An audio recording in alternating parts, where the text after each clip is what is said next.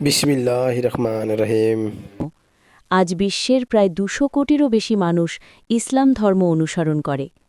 ইসলামের ইতিহাস শুধু একটি ধর্মের ইতিহাস নয়, এটি মানব সভ্যতা, নৈতিকতা, সমাজ ব্যবস্থা ও রাজনীতির ইতিহাসও। ইসলামের সূচনা হয়েছে মহান আল্লাহর নির্দেশে, এবং এর মূল ভিত্তি হল এক আল্লাহর প্রতি বিশ্বাস ও মানবতার কল্যাণ। ১. ইসলামের অর্থ ও মূল ধারণা। ইসলাম শব্দটি আরবি সালাম ধাতু থেকে এসেছে, যার অর্থ শান্তি, আত্মসমর্পণ এবং নিরাপত্তা। ইসলামের অর্থ হল একমাত্র আল্লাহর কাছে সম্পূর্ণ আত্মসমর্পণ করা। ইসলামের মূল ভিত্তি দুইটি: তাওহীদ, একমাত্র আল্লাহ ছাড়া কোনো উপাস্য নেই; রিসালাত, আল্লাহ তার নবীদের মাধ্যমে মানবজাতিকে পথ দেখিয়েছেন।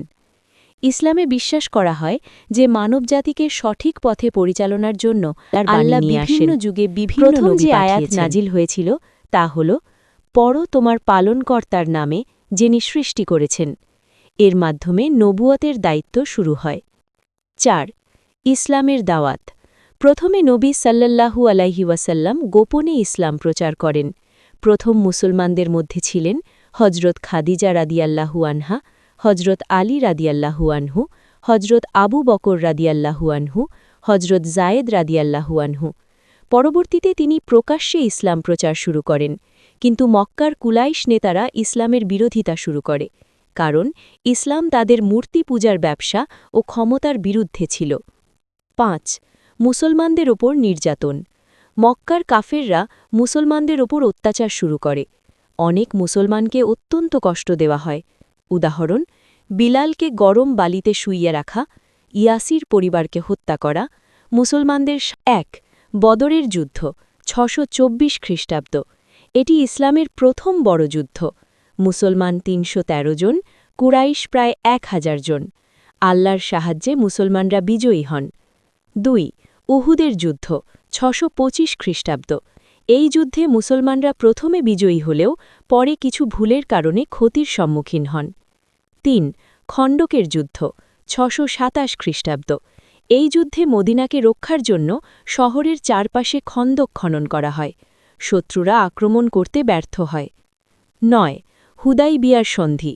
৬২৮ খ্রিস্টাব্দে মুসলমানদের সাথে কুরাইশদের একটি শান্তি চুক্তি হয়। এটিকে বলা হয় হুদাইবিয়ার সন্ধি।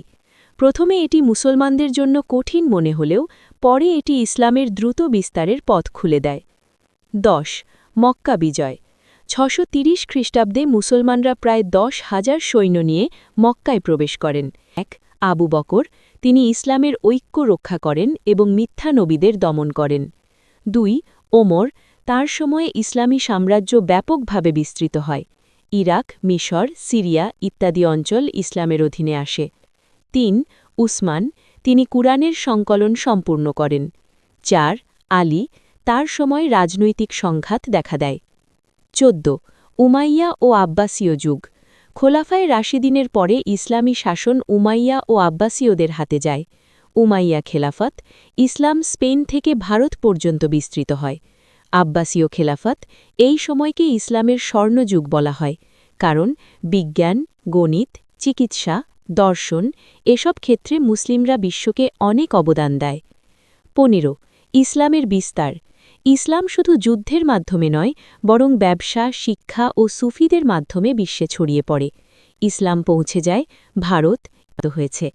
ইসলাম মানুষকে শেখায় আল্লাহর প্রতি বিশ্বাস, নৈতিক জীবন, মানবতার সেবা, ন্যায় বিচার।